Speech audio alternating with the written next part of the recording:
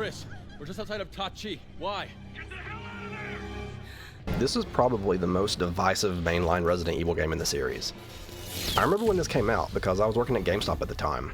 We did a midnight launch for it back when those were still a thing. And there were a lot of people there. People were excited. Leon was back, Chris was back, Ada was back. And there was even some new characters. It felt like a big moment. 4 campaigns, different cities and countries, events happening alongside each other. The scale of it was huge, and you could feel that excitement in the room that night.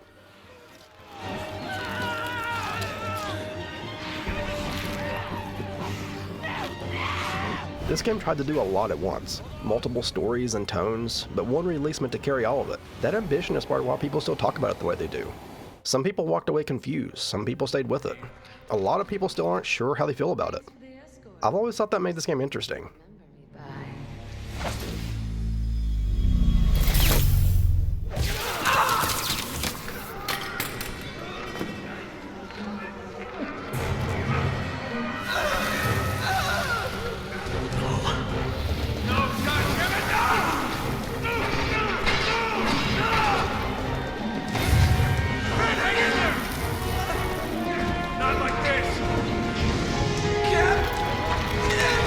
But what was Resident Evil 6?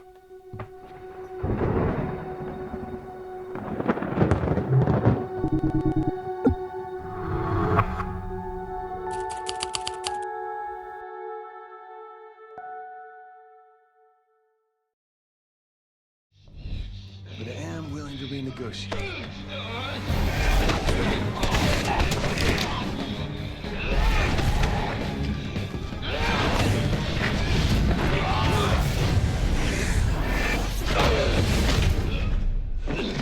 When Resident Evil 6 was being made, Capcom was working from a place of confidence with the series. By the end of the 2000s, Resident Evil had already gone through some major changes. Resident Evil 4 shifted how the game's played. RE5 carried that forward and expanded it, especially with co-op. That game sold extremely well and became one of Capcom's biggest releases. The series had clear momentum here, and that momentum shaped how Resident Evil 6 came together.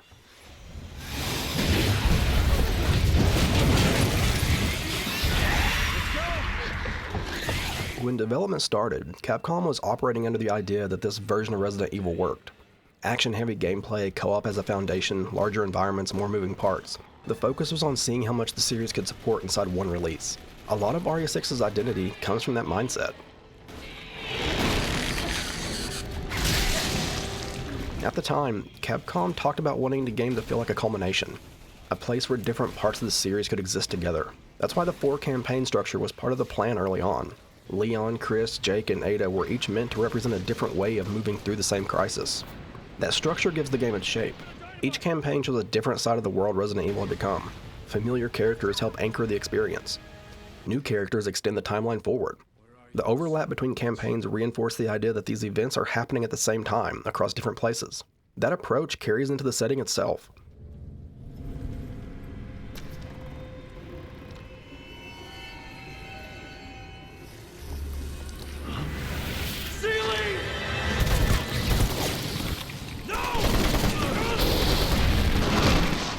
By this point in the series, bioterror had become public. Outbreaks were visible. Organizations like the BSAA existed because this kind of threat had become ongoing. The world inside Resident Evil had already adjusted to that reality. Resident Evil 6 starts there. Cities are full of people. Infrastructure collapses while you're moving through it. Governments are part of the story. The threat spreads across locations and borders. Different characters experience the same events from different angles. That global framing follows directly from how the series had grown over time. The scale reflects a world that already knows what bioterror is and has learned to live alongside it. So Resident Evil 6 was built to exist inside that space.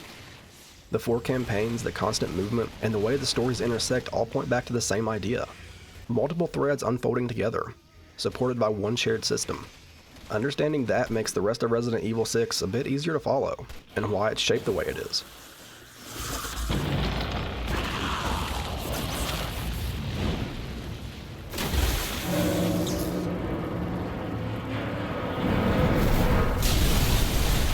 One of the first things you'll see is just how much more you can move in this game compared to the other ones. All the combat flows around motion. You're aiming while walking, you're adjusting your position while firing. Fights keep pulling you forward and sideways and backwards. Movement becomes part of how you think through every fight. A lot of that comes from how stamina works. Sliding, dodging, rolling, all that pulls from the same pool. You end up making these constant little choices without really stopping to think about them. Do you spend stamina to get out of a tight space or save it for the next push? That back and forth is happening all the time. Melee fits right into that also. Attacks trigger based on where you are and how close you get. Counters come from timing and awareness more than setup. Combat feels physical because you're reacting with your body, not just lining up shots.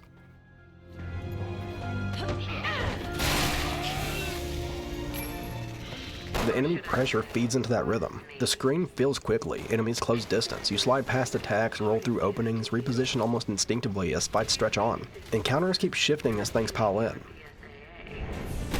Not that it matters. And then the co-op slides right into that design pretty naturally. The game assumes there's another player sharing space with you. Enemies are placed with multiple angles in mind. You're splitting your attention, covering ground, and moving together. Even solo, the pacing still reflects that shared space energy. Everything about the system keeps things in motion. The fights never really stop or reset, they just stretch and shift and evolve as you move through them. You're always adjusting, always responding to what's happening around you. That's the feel of the combat in Resident Evil 6. The game hands you tools that work best when you stay active. Once that clicks, the way the combat's structured, it starts to make sense.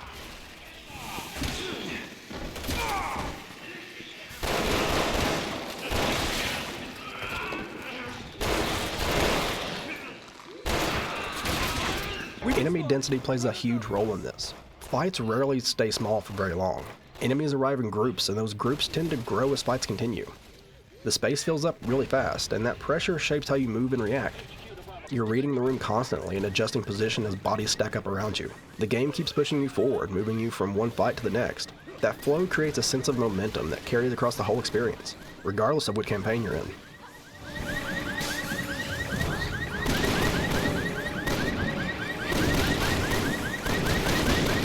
Enemy numbers do a lot of work here. The pressure comes from being surrounded, from angles closing in, and having to manage space while staying aware of what's approaching. That presence keeps combat active and prevents encounters from settling into something predictable. Look out! Train!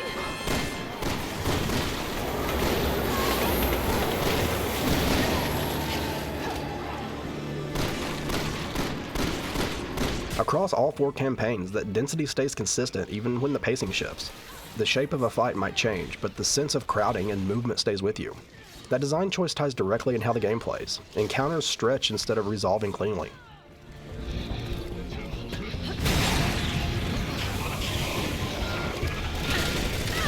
The enemy variety really amplifies this. Fights cycle through different kinds of pressure. You run into zombies that can grab and crowd you. You run into Javo that move with more awareness and react to what you're doing. Some enemies push directly into you, some apply pressure from a distance. Heavier enemies pull focus just by entering the area, shaping how you move and where your attention goes.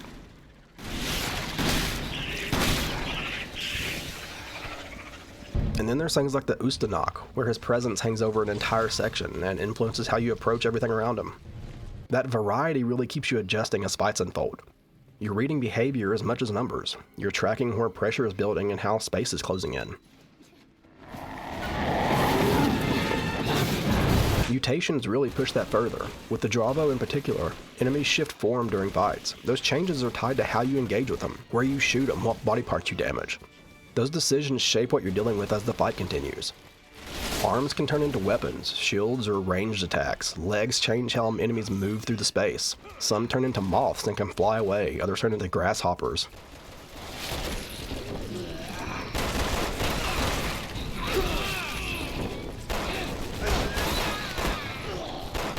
The headshots feed into that as well, influencing how an enemy behaves later in the fight. Those changes follow rules though. The game responds to the pressure you apply, and enemies evolve alongside it. The fights unfold in motion. Your choices shape how things play out, sometimes without you stopping and think about it. An action early in an encounter can affect how the rest of it feels. That's where a lot of the energy comes from. Enemy behavior keeps shifting because engagement drives it.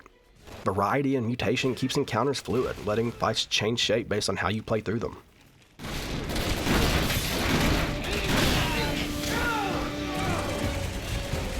All of that feeds into how combat escalates over time. Encounters are built to react. Enemies respond to pressure, they change as the fight goes on. That back and forth creates a sense of escalation that keeps building instead of flattening out. The rule stays consistent, the outcomes don't always look the same. How a fight unfolds depends on how it starts, where pressure gets applied, and how things shift once enemies begin adapting. You make a move, the fight responds, and then you respond back. That loop really keeps things active. Enemies change mid-fight, you adjust position, new threats emerge from choices that were already made. Fights stretch forward, picking up new shapes as they go. That's the intention behind how combat works in Resident Evil 6. It's designed around reaction and adjustment, because you're staying inside fights as they evolve, responding to what's happening in real time. Once you look at it that way, the constant motion, the enemy density, and the mutation system all line up. Combat escalates because the game keeps asking you to stay engaged with it, moment by moment, until the fight finally ends.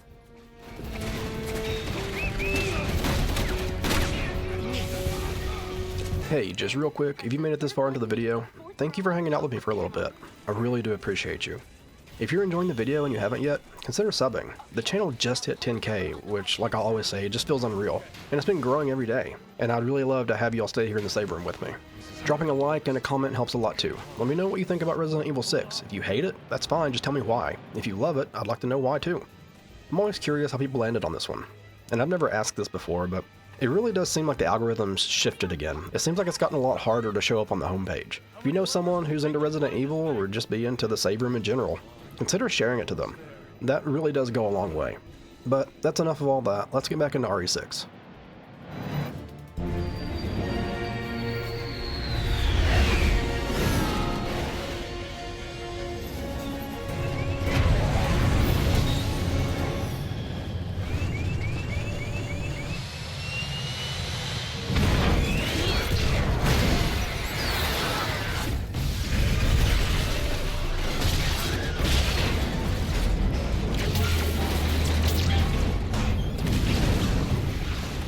One of the bigger things that shapes how RE6 feels is the way it moves you through the world.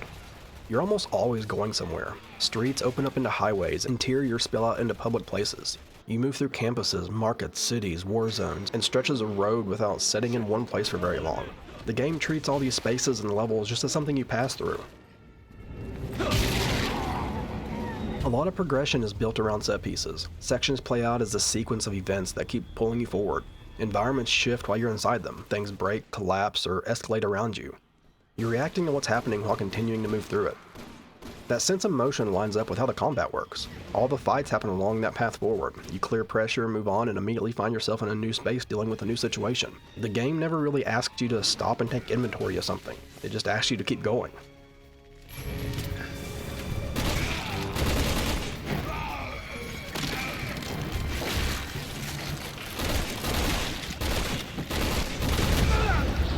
Public spaces play a big role in that. You're fighting in places that feel populated and exposed. Streets, buildings, and infrastructure all feel like part of a larger world.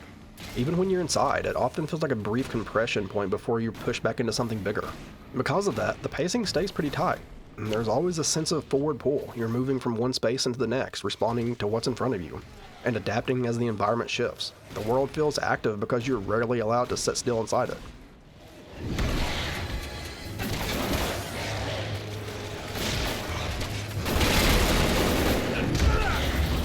That flow changes how tension works. Pressure comes from motion and accumulation. You're managing space, reading threats as they appear, and adjusting as the environment opens or closes around you. Even quieter moments tend to function as transitions. Interiors give you a moment to catch your breath, then feed you back into the larger world. Over time, you start to recognize that pattern. The game is always nudging you forward. It wants momentum to carry the experience. The world design supports that by keeping spaces connected and progression continuous. That's the overall idea of how RE6 handles its environments. The spaces and levels are all about flow. The game builds its pacing around movement, and the world is shaped to keep that movement going. So this is where things are going to get a little different from my usual videos. I always talk about the story and the plot, but for this, I'm going to go through each of the 4 campaigns one at a time. They're all part of the same overall crisis, but they don't feel the same, and they're not really trying to say the same thing either. Each campaign looks at what's happening from a different position in the world, the same events, same timeline, but a completely different angle depending on who you're playing as. And that changes the tone, the focus, and what actually sticks with you by the end of it. So instead of doing a recap or just an overall plot summary, I want to talk about what each campaign is centered on, what it's showing, and the kind of pressure it's dealing with. and why that perspective matters to the larger story Resident Evil 6 is telling. With that in mind, it makes sense to start where the game grounds itself first, Leon's campaign. We're almost through this. Leon's campaign starts right in the middle of things already being wrong. He's assigned to protect the president, who's about to publicly acknowledge what happened in Raccoon City. That's the framing here. The truth already exists. This is about finally saying it out loud. The outbreak hits before that can happen. It starts at a university in Tall Oaks, a normal place full of people going about their day. Leon is there when it breaks, and it spreads immediately. There's no warning phase or sense of being contained. Everything just starts collapsing all at once. The president gets infected during the escape, and Leon has to get rid of him. That's the first major thing the campaign asks you to sit with. Someone who knew the truth and was ready to say it is gone. Leon carries that forward, and the game never really lets you forget it.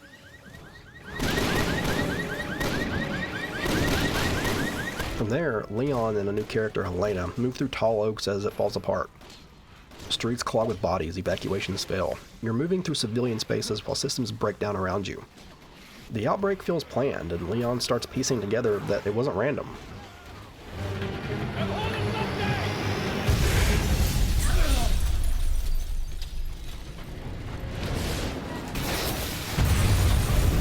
Helena keeps pushing to reach a cathedral. She insists that answers are there, and eventually it comes out why. Her sister Deborah was kidnapped and used in C-virus experiments. The cathedral is where the story really opens up. Deborah mutates, and Leon has to kill her. That moment locks in Helena's guilt and explains why she's been hiding things up to this point.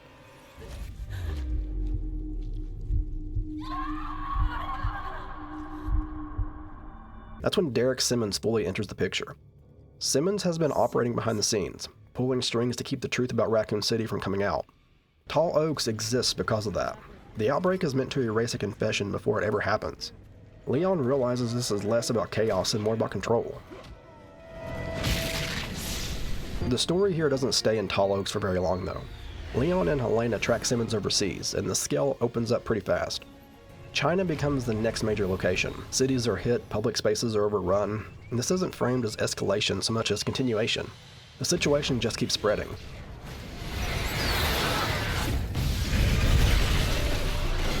In China, Leon crosses paths with Chris during an overlapping event.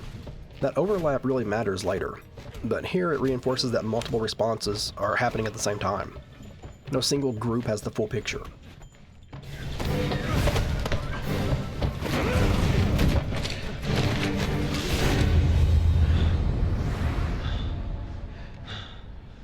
Chris? Leon?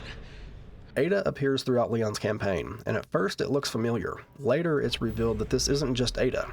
Carla was transformed into a copy of her. Carla was Simmons' wife, and her resentment towards Simmons drives a lot of what spirals out of control afterward. What Simmons started to preserve power ends up growing far beyond his control. Leon and Helena spend the rest of the campaign chasing the fallout. Simmons mutates repeatedly as the story pushes towards its end. Each confrontation feels like a continuation of his refusal to let go.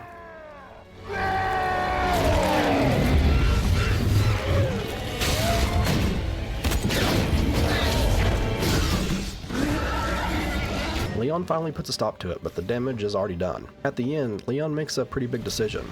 He chooses not to expose Helena publicly. He knows what happened. He knows who was responsible. He also knows the cost of dragging everything fully into the open at that moment. The truth stays partially buried, even though the world is clearly changed. The president would have done the same.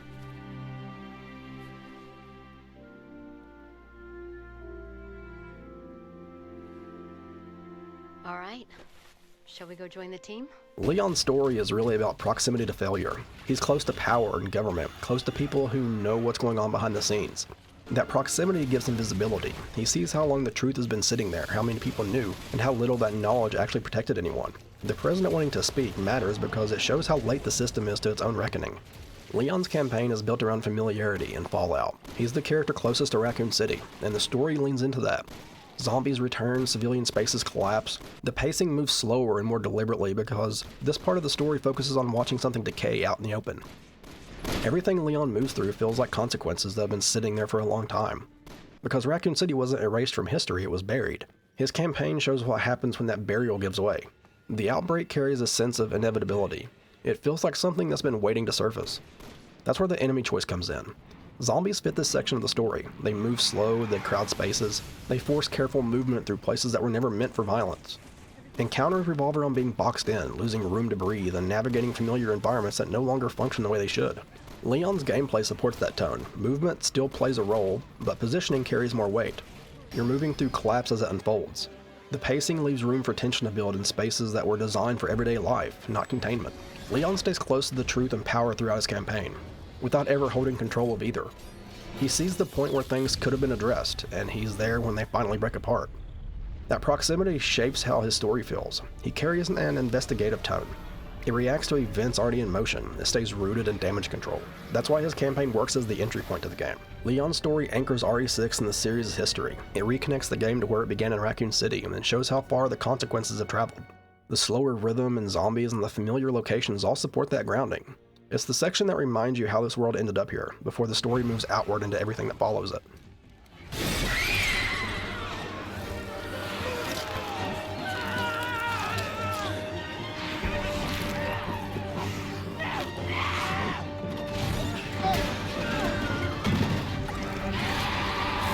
Chris's campaign starts with him already falling apart. When you first see him, he's in Eastern Europe, and whatever happened before you took control clearly broke something. His entire squad is gone. He survived, but he's disconnected. He's drinking, his memory's fractured, he isn't leading anyone when the campaign opens. Piers is the only one holding things together. He stays on Chris, keeps pushing him forward, keeps reminding him who he is and what he's supposed to be doing. Their relationship becomes the core of the campaign. Chris carries the history, but Piers carries the present. Every major moment in the story runs through that dynamic.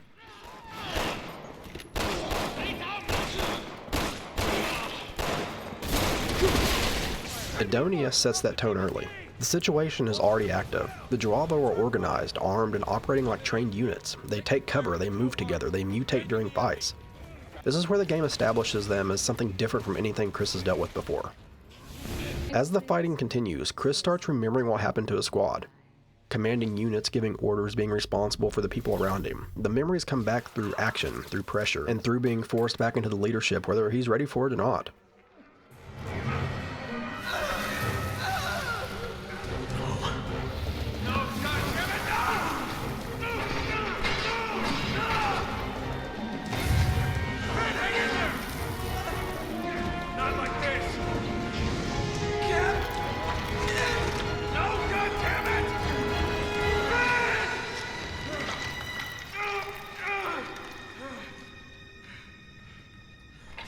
The campaign keeps expanding outward from there. Chris and the BSAA deploy to China as outbreaks spread into major cities. The public spaces turn into active combat zone. Firefights happen out in the open. Civilians are caught right in the middle of it. The response never really slows down. It just keeps moving. Look at this. Chris becomes obsessed with Ada. From his point of view, she's tied directly to what happened in Edonia. That belief drives a large part of the middle stretch of the campaign. He follows that thread across locations, convinced she's at the center of it. Eventually, more information comes into focus. The Ada Chris has been chasing is revealed to be Carla, the copy we talked about. She's behind Neo Umbrella and the coordinated use of the C-virus. The outbreaks are connected. The chaos is deliberate. What Chris thought was personal turns out to be something much larger. I mean, really, I should be thanking young men for being such good test subjects. You see, Neo Umbrella is the group pushing a lot of this forward. They aren't the old Umbrella coming back under a new name. They're a separate organization built around using bioterror as a weapon. Their focus isn't on research or accidents spiraling out of control like the old Umbrella. It's about creating instability on purpose, outbreaks in public places, conflict zones, situations where things spread fast and systems break down. Carla is the one at the center of that. Neo Umbrella grows out of her situation and the way she was used by Derek Simmons. The group functions more like a tool than a traditional company. It exists to move events into a specific direction.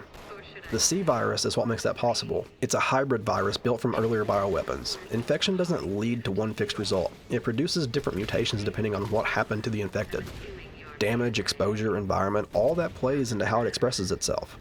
That's why enemies behave the way they do. Mutations happen during fights. Forms change mid-encounter. The virus keeps situations moving instead of locking them into one outcome. Neo Umbrella uses the C-virus to turn outbreaks into evolving events. Once it's released, things keep shifting. The situation doesn't settle down. It keeps growing and changing as people respond to it. Neo Umbrella provides the structure behind the outbreaks, and the C virus is what lets those outbreaks keep spiraling.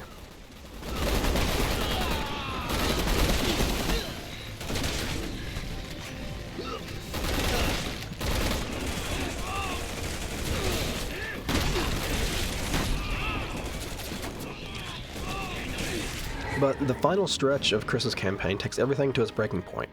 Chris and Piers end up on a massive underwater carrier, trying to stop a bioterror attack that would push things even further.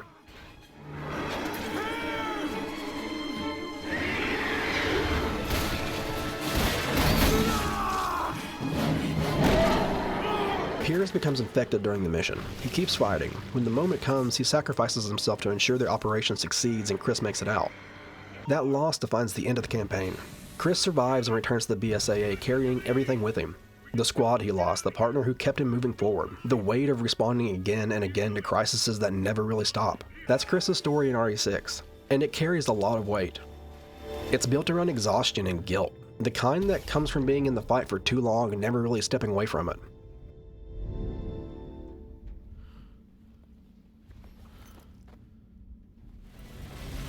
When his story starts, he's already overloaded, and the game makes that clear. Chris has been responding to bioterror for years at this point. He's led teams and watched people die, watched friends die. He's lived through crises that never really ended. They just shifted locations. That history sets on him the moment you see him. The amnesia really fits into that space. It feels like his mind shutting something out because he doesn't know how to carry it anymore. Losing his squad pushes him past whatever balance he had left. The drinking, the disconnection, the reluctance to lead all feel like someone trying to quiet themselves inside a world that keeps demanding action. That's why Piers is so important here. Piers stays close to Chris and keeps him moving forward. He believes in him, even when Chris doesn't believe in himself. He pushes him back into command because he knows Chris feels responsible for the people around him, whether he wants that role or not. Their relationship becomes the center of the campaign, the leadership, burnout, responsibility, all wrapped together. You follow my lead or I'll find someone who will. Do you even hear yourself?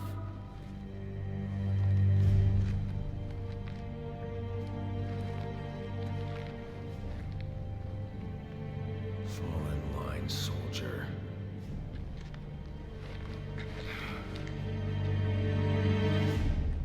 You heard the man, let's move. The pace of the campaign really reinforces that feeling. Combat never really lets up, situations keep stacking. Every location feels like another place where something has already gone wrong and it just needs immediate response. That rhythm mirrors Chris's state of mind. There's no room to stop and process anything. You keep moving because stopping would mean sitting with everything all at once.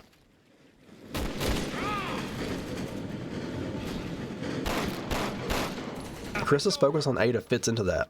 It gives his guilt somewhere to land, something concrete to pursue, a direction that feels manageable. Chasing that belief keeps him moving, even when the larger situation keeps expanding around him. Pierce's sacrifice brings all that into focus. He chooses to take on the cost so Chris can keep going. That moment lands as a consequence of everything that's been building. Someone stepping in to carry the weight so the person who's been carrying it the longest doesn't break completely. By the end of the campaign, Chris is still responding. He's still in the fight. He carries the loss forward with him. That's where his story settles. His campaign is about endurance, about what it takes to keep showing up when crisis never really ends. It shows the long-term cost of a world where bioterror has become the norm. That's the weight Chris's campaign carries. Yes, sir.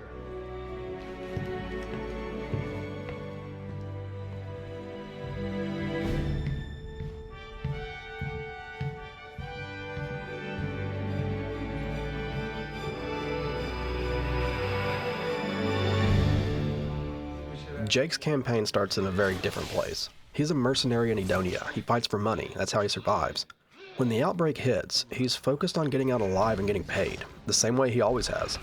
Pretty sure this wasn't part of the contract.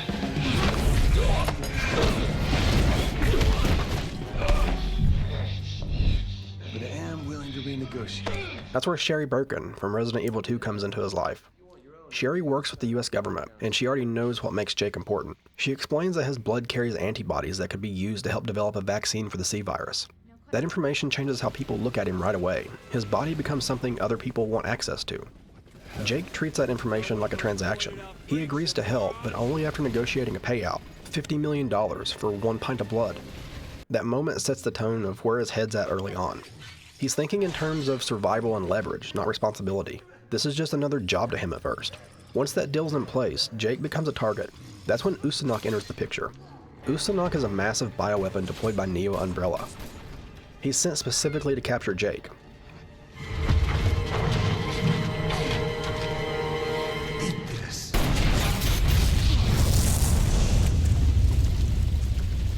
He shows up repeatedly, forcing Jake and Sherry to keep moving and never fully relax or settle. That threat stays present throughout the entire campaign. Even when Usanok isn't on screen, the idea of him returning shapes how everything plays out. Jake and Sherry spend most of their time moving through regions under constant pursuit. Extraction points fall apart, plans change, routes collapse. Their path forward keeps shifting, and the campaign reflects that by staying in motion. They're just passing through different locations. As they move forward, more information starts filling in. Jake learns who his father was, Albert Wesker. That revelation explains his resistance to the virus and why his blood matters so much. It also ties him into the larger history of the series, even though he lived completely outside of it up to this point. That history doesn't define him emotionally though, it just lands as information. He didn't grow up with that name. He didn't benefit from it. It becomes another reason people want something from him. Eventually, Jake and Sherry are captured and taken to a Neo Umbrella facility. At that point, it becomes clear how coordinated everything has been. Neo Umbrella is deliberately triggering outbreaks and pursuing assets like Jake. His blood represents leverage in a larger plan.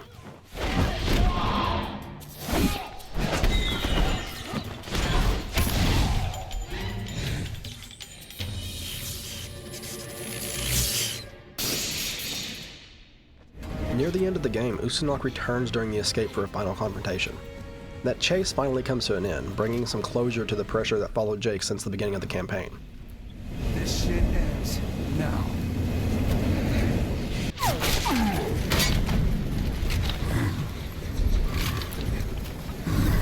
By the end of it, Jake gives Sherry a blood sample that helps move vaccine development forward. That decision stands out because it isn't tied to a negotiation or leverage. It's just something he chooses to do now. And after that, Jake disappears.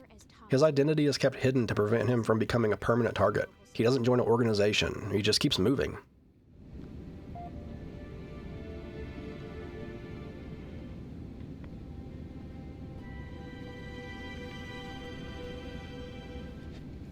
Jake's campaign is really about ownership. From the start, Jake lives a life where his body is the only thing he controls. He fights, he survives, he gets paid.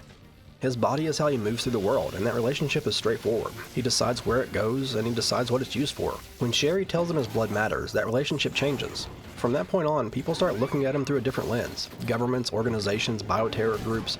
Attention shifts to what's inside his body, what it can be used for, and what it can produce. All of his value just simply comes from what's inside his body at this point. That pressure settles in the background. Conversations change, decisions get made around him. Questions stop being about who Jake is and starts being about what he's worth. Usanok exists to keep that pressure present.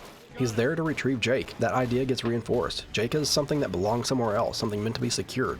His presence turns Jake's entire campaign into a chase. Jake keeps moving because staying in one place will lead to capture. Distance becomes the way he survives.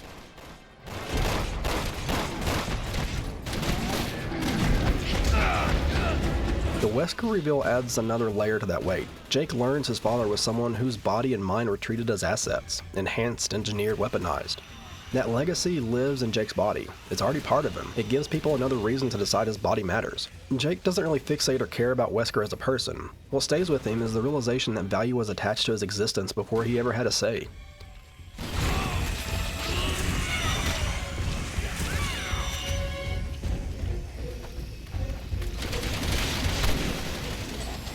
Sherry matters because she understands that kind of life. She grew up with her body defining her path, experiments, infection, recovery that never fully erase what happened.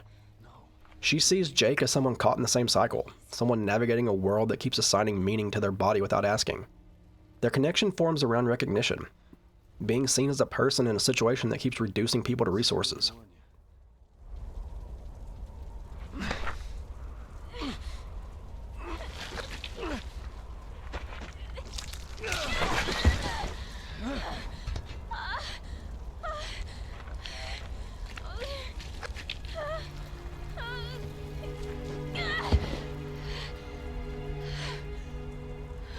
The Neo Umbrella capture pushes Jake fully into that reality. He's contained and studied and planned around. His body already accounted for inside systems that were in place before he arrived. In that space, his identity compresses. He becomes data and potential. He becomes something other people manage. The underwater facility is where all that pressure gathers. The pursuit, the response forces, the bioweapons, Jake makes it through, and the experience leaves him clear about what's been happening to him in the entire time.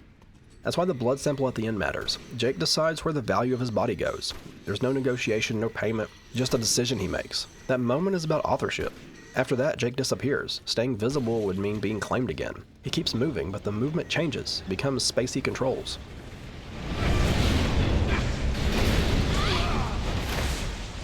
Jake's campaign exists in a world where bodies are treated like commodities. It's about living inside that reality, deciding what parts of yourself others get access to, and finding meaning once survival stops being the only goal. Not yours. Guys, I don't want to think about that asshole or my father right now. We'll worry about them if and when we get out of here. Ada's campaign exists to fill in the gaps that other stories can't see. When her section starts, she's already chasing something that doesn't really line up. She receives a message tied to a mission she supposedly carried out months earlier, even though she has no memory of doing it. That question drives everything she does from that point on. Someone acted in her name, and she needs to know who and why. That search pulls her into the same global crisis everyone else is dealing with, just from a different angle. Ada moves through places after the damage has already started. She infiltrates facilities, submarines, labs, and underground areas tied to the C virus. She's tracing where things came from and how they were set into motion. Pretty quickly, it becomes clear that another version of her has been operating in the world. This is Carla, the clone, that was created using her DNA. That clone carried out attacks, spread the virus, and moved through the same spaces as Ada, leaving consequences behind under her identity. That realization reshapes her entire campaign. Because here, Ada isn't really fighting back or trying to stop an outbreak directly. She's dealing with the fact that her face and reputation were turned into tools. Everything the clone did lands back on her name, even though she had no control over it. As she moves through the story, her path intersects with Leon and Helena's campaign at key points. She's present around the big events, as someone influencing how things unfold. She never takes the spotlight in these, she just moves between moments. Her role stays focused on containment. She dismantles the research behind the clone, she erases the facility tied to it. She removes the infrastructure that allowed her identity to be replicated and weaponized in the first place. Every step she takes is about cutting off leverage and closing loops. The final stretch of her campaign is about ending that false version of herself completely. Once that's done, there's nothing left to clean up.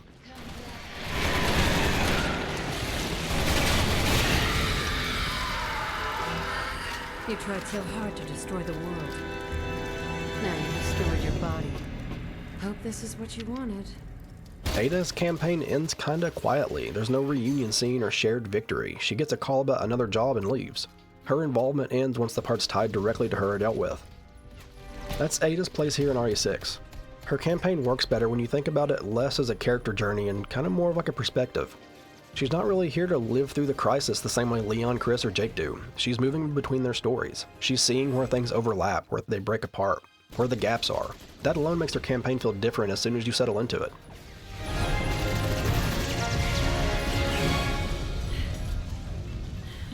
Most of the time, Ada shows up after something has already gone wrong. You're walking into places where damage is already done. The facilities are active or plans are in motion, systems are running. You're never really discovering the problem alongside her, you're just following the trail it left behind. That gives her sections a quieter feel, because the work she's doing is about interference and understanding rather than surviving the initial hit. She spends a lot of time watching how things connect. How one decision leads to another, how access opens doors or timing matters. Ada's role stays focused on pulling at those threads and seeing what unravels.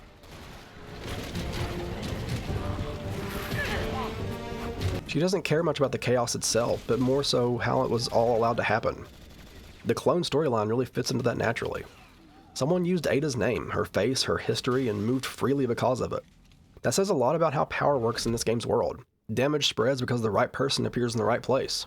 That's the space Ada operates in. Her gameplay lines up with that role. She moves with intent and disables systems, shuts things down. She removes pieces that let everything keep functioning. Her presence changes direction more than it raises intensity. That's also why her campaign stays separate for so long. Because she is not tied to one response team or one location, she moves between events without fully setting into them. You're seeing the crisis from the edges instead of the center, watching how it all holds together. As everything starts to converge, her role becomes easier to see. She's the connective tissue, the part that keeps the story from feeling completely fragmented. While other characters are reacting to consequences, Ada is dealing with the structure underneath all of it. She's interfering with the systems that allowed things to spiral in the first place. That angle is what her campaign adds. It brings clarity. It shows how a crisis like this spreads when identity itself can be copied, reused, and turned into leverage. Ada's role here is all about cutting paths and closing doors, and once that's done, she moves on. That's why she just leaves at the end of the game. That's what her campaign contributes to RE6. It doesn't really push the story forward so much as it helps everything else line up.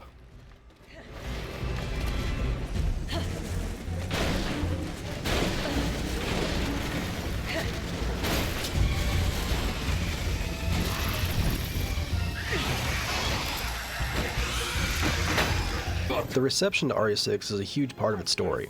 You can't really separate the game from how people reacted to it.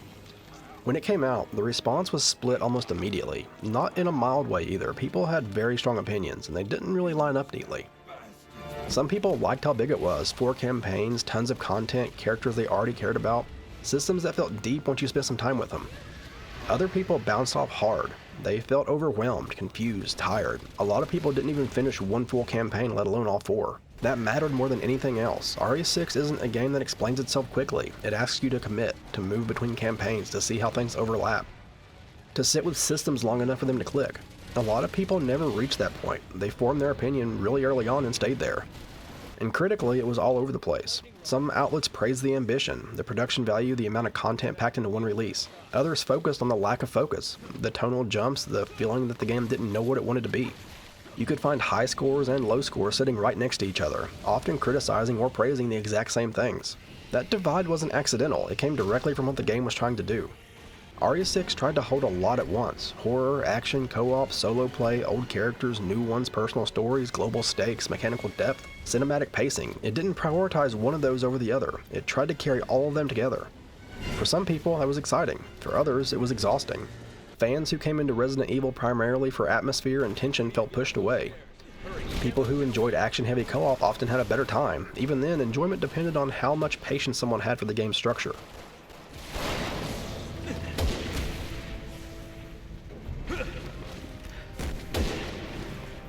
As far as sales go, the game did well. It sold millions of copies. It moved really fast early on. By most standards, it was a commercial success. But expectations were high, really high. Coming off Resident Evil 5, Capcom was aiming for something massive. Internally, the game didn't hit the numbers they wanted it to. That gap really matters here. Even though the game sold a lot, the reaction around it caused Capcom to step back and reassess what Resident Evil needed to be. Public statements afterward made it clear that they understood people were confused about the series' identity. RE6 became a turning point.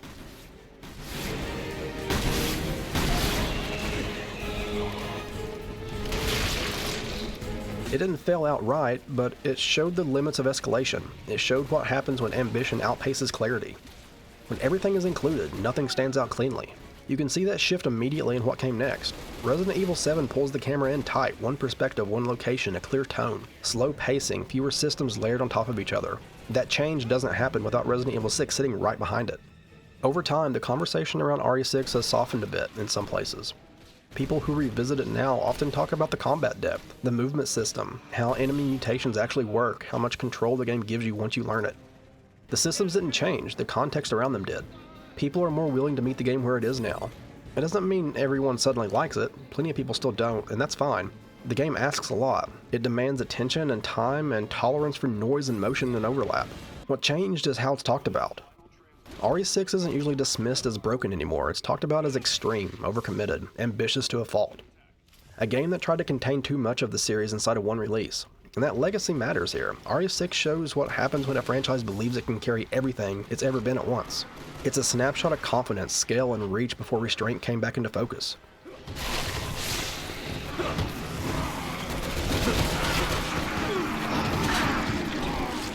Whether you like it or not, the series is shaped by it. Everything after reacts to it. Everything before it builds toward it. That's why RE6 still gets discussed, because it sits right at the point where the series had to decide what it was willing to be.